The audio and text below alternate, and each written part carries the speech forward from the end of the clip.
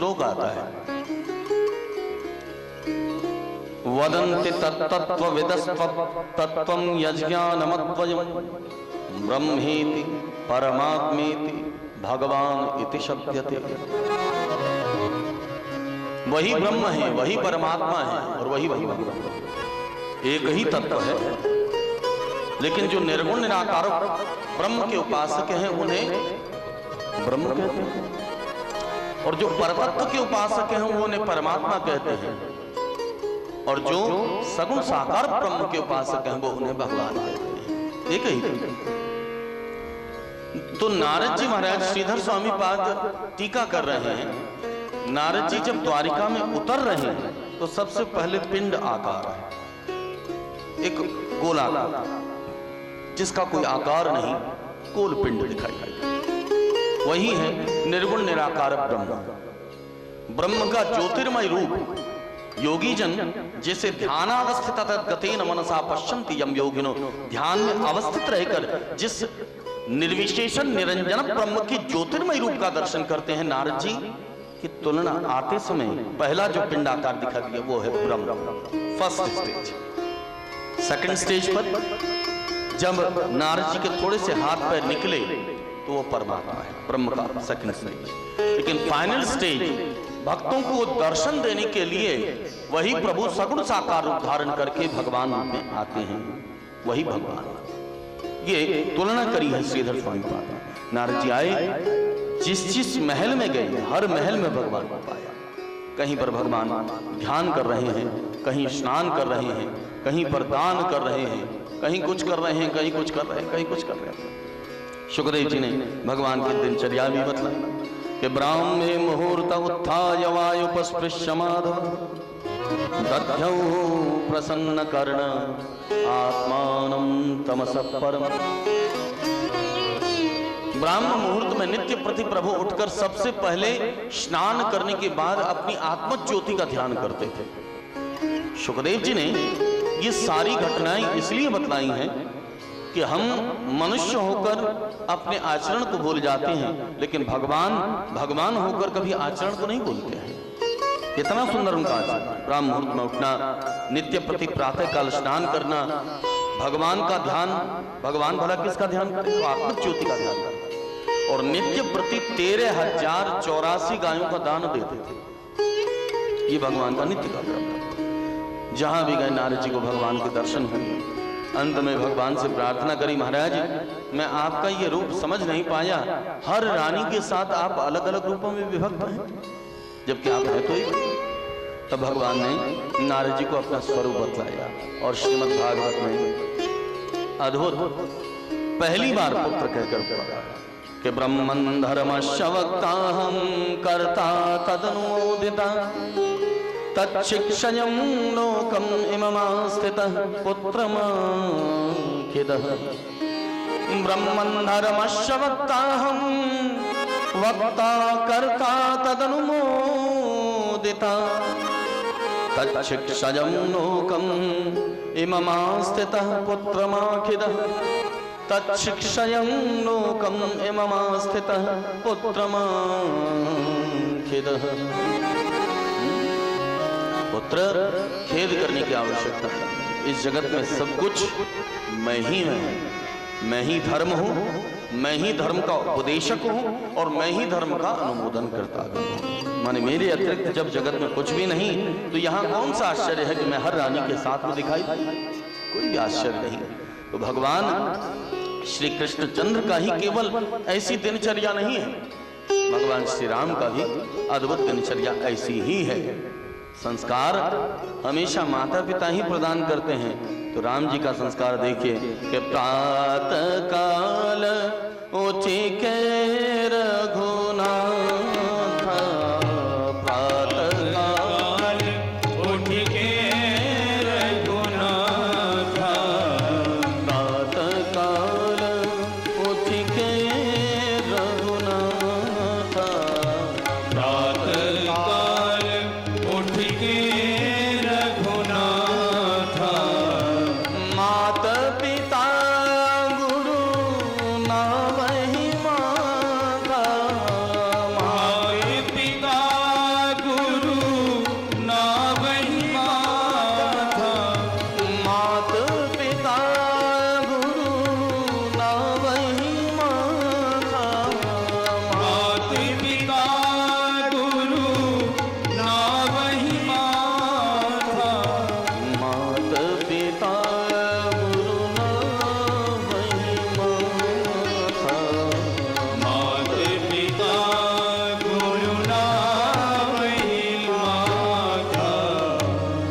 प्रातःकाल उठकर भगवान श्री राम सबसे पहले अपने गुरुजनों को, अपने माता पिता को प्रणाम करते थे।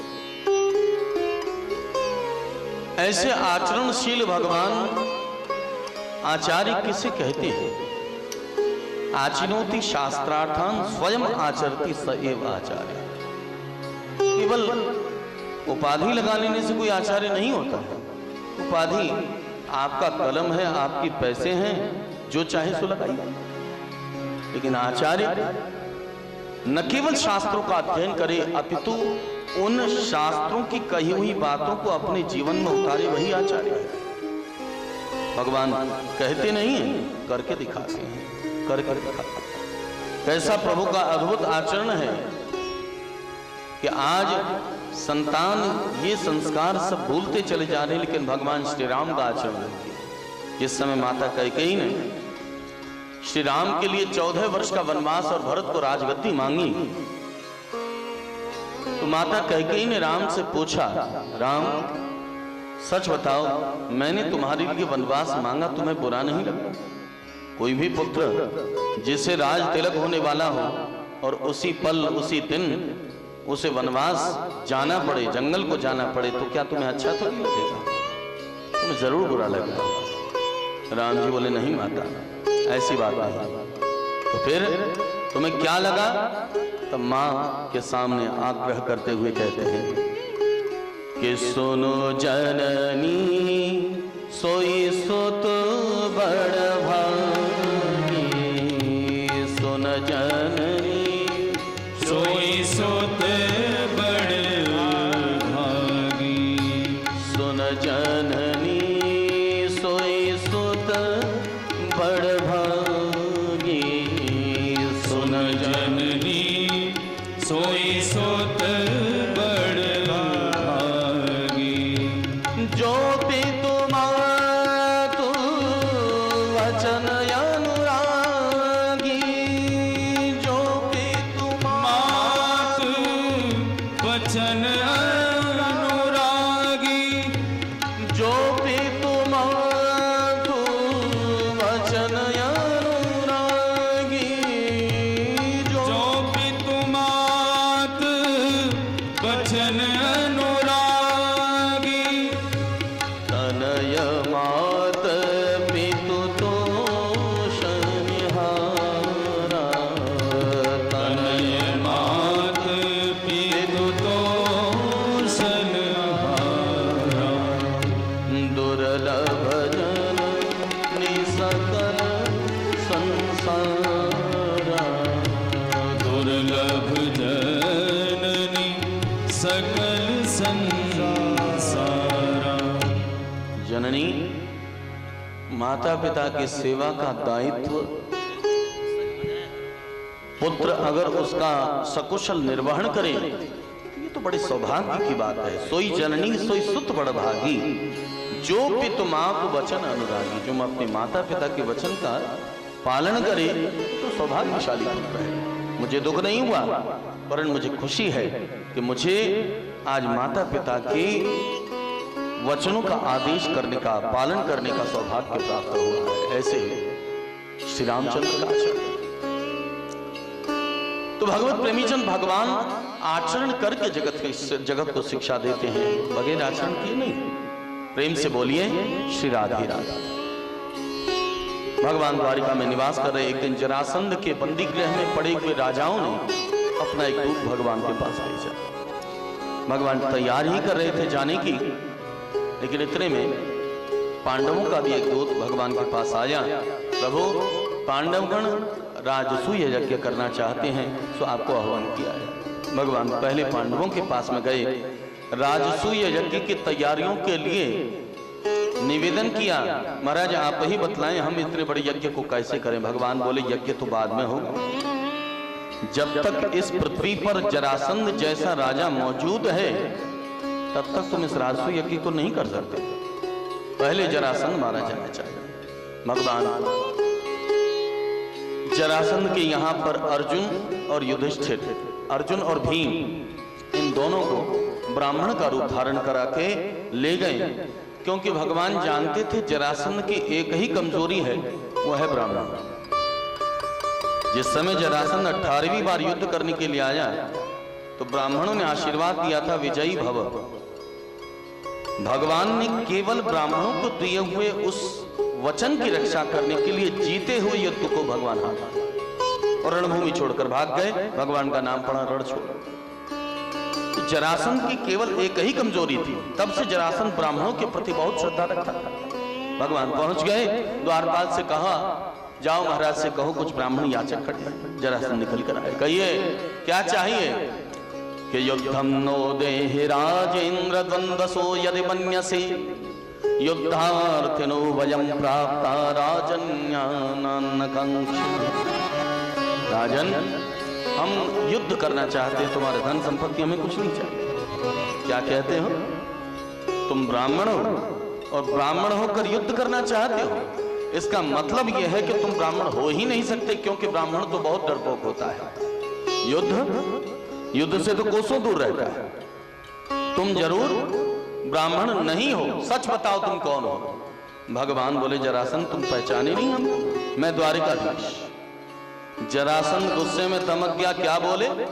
द्वारिकाधीश भगोड़े, तू रणभूमि छोड़कर भाग गया, तुझे लाज नहीं आई फिर मेरे से युद्ध करने के लिए चला आया है। मैं तुझसे युद्ध करके अपने नाम को कलंकित नहीं करूंगा। लोग क्या कहेंगे कि भगोड़े के साथ में मैंने युद्ध किया है?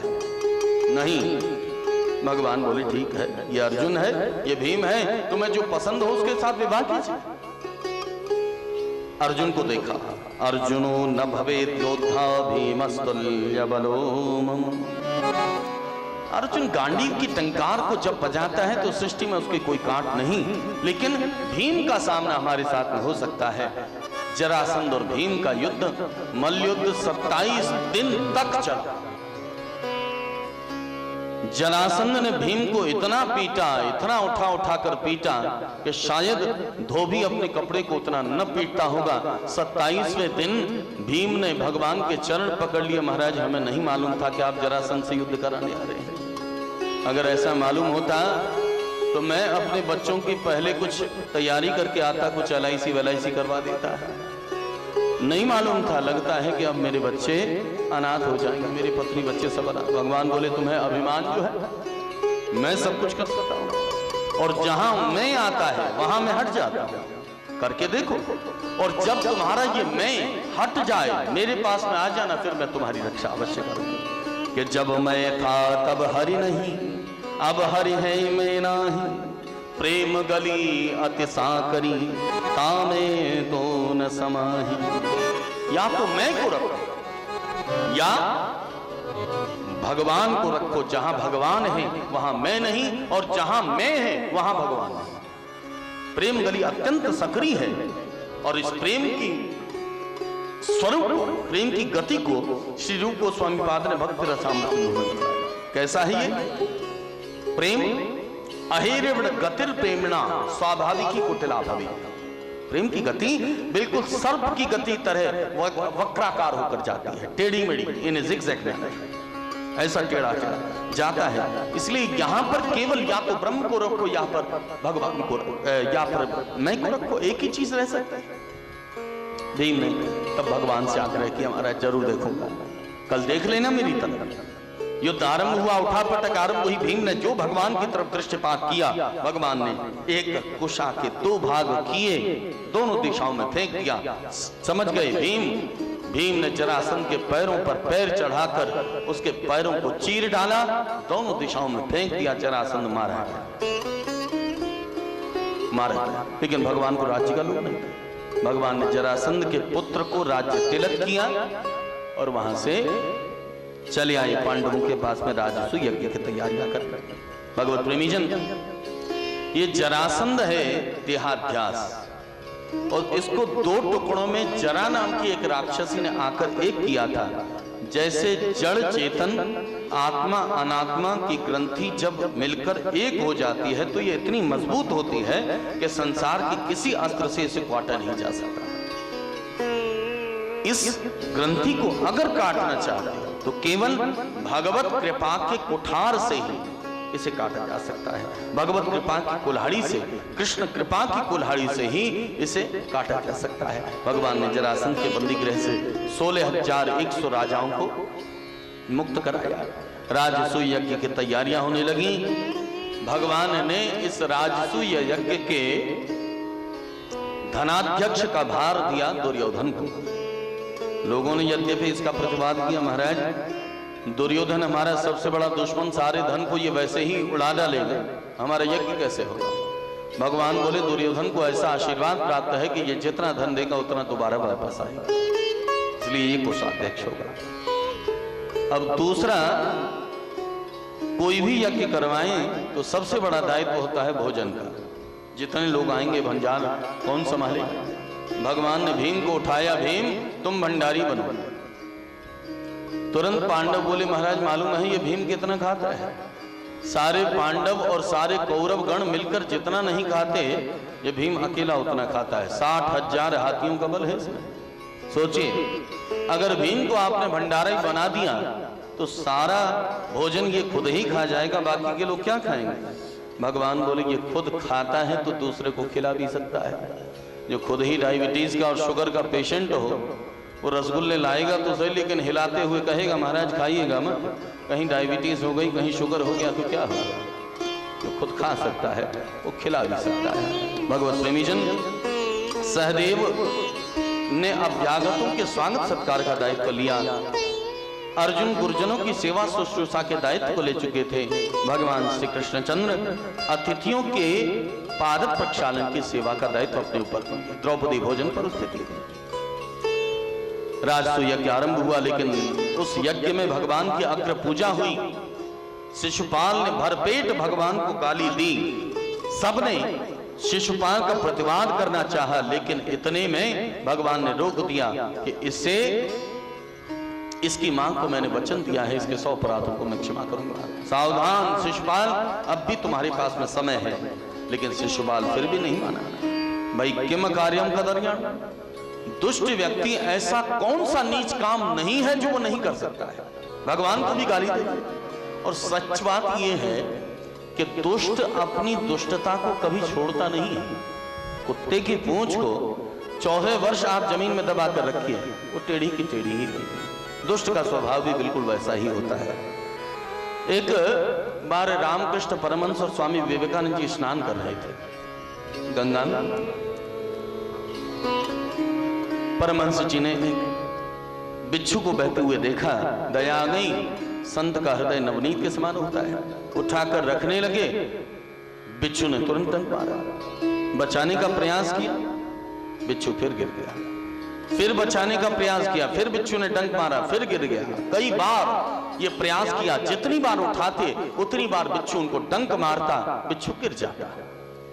विवेकानंद जी बोले गुरुजी, जब ये बिच्छू बार बार आपको काट रहा है तो आप क्यों इसको छोड़ नहीं देते। परमहंस जी बोले विवेक, जब ये बिच्छू जिसका स्वभाव है काटने का, वो अपने काटने के स्वभाव को नहीं छोड़ रहा है, तो मैं संत होकर अपने संतत्व को क्यों छोड़ दूं। मेरा कर्तव्य है बचाने का, तो मैं अपने स्वभाव को कैसे छोड़ूं। दुष्ट अपनी दुष्टता को नहीं छोड़ेगा तो संत अपने संतत्व को भी नहीं छोड़ेगा।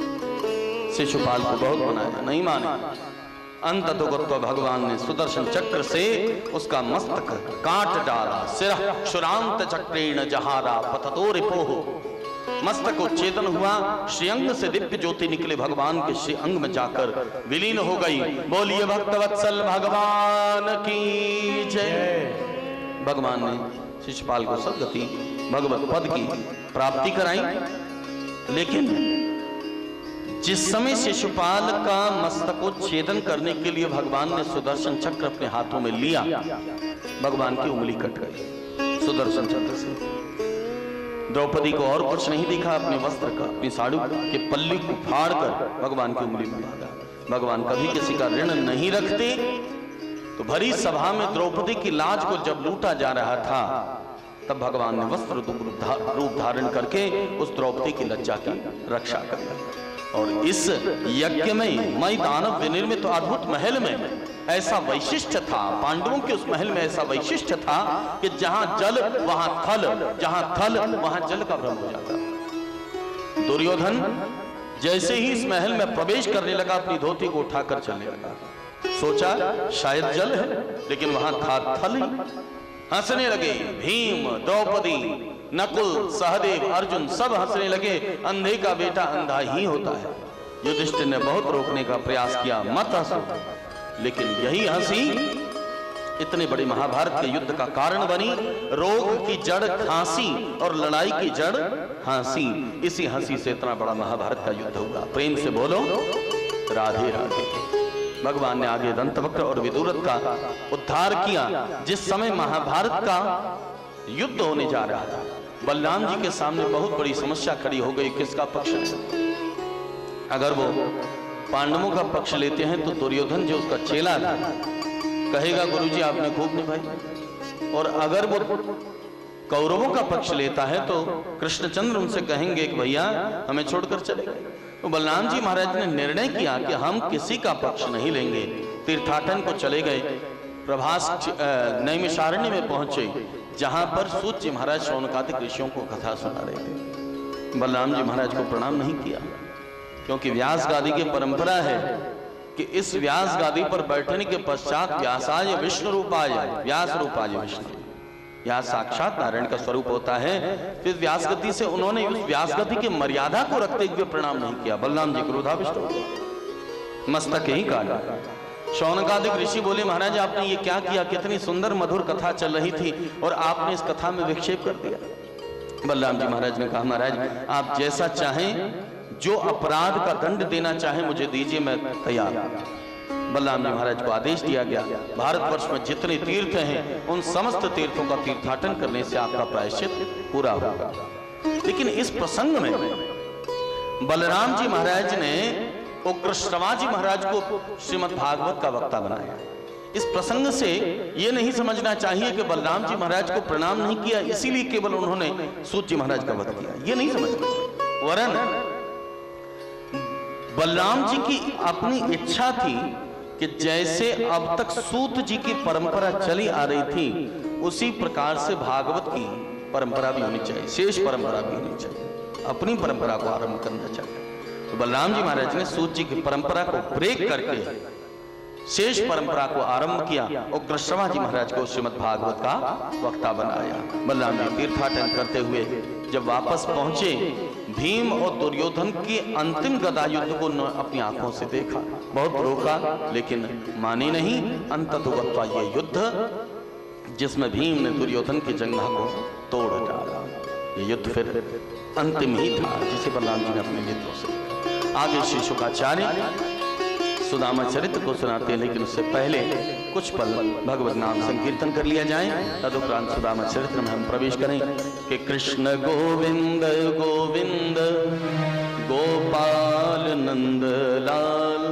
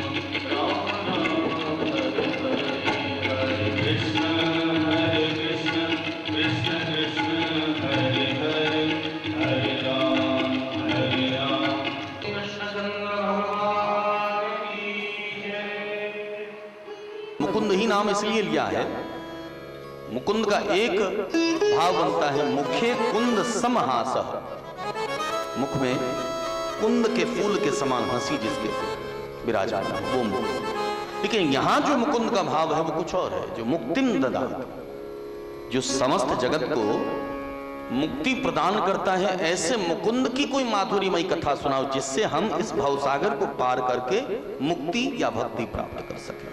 ये परीक्षित का प्रश्न है। परीक्षित बोले महाराज जी, इस मनुष्य देह की सार्थकता केवल तभी है जब हम प्रत्येक अंग को कृष्ण सेवा में कृष्ण की साथ तल्लीन कर दें। तन मनस्का तदारा तद्विचेष्टा तदात्मिका तद्गुणानेव गायन्तो नात्मागाराणि सस्वरम्।